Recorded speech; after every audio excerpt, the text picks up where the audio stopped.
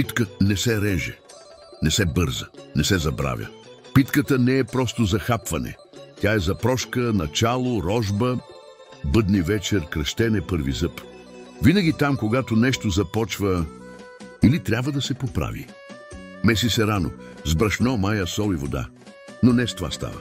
Става с тишина, смисъл, с топли ръце.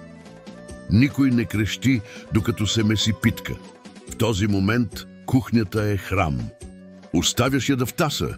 Нека порасне, както расте прошката. После украсяваш. С плетени венци, с кръст, с малки фигурки. Баба винаги казваше, каквото сложиш отгоре, това ще имаш вкъщи. Печеш бавно, докато мирише на неделя, на раждане, на начало. А когато излезе от фурната, не режеш. Късаш и даваш първото парче на Бог, второто на най-стария, после на децата, после на тишината.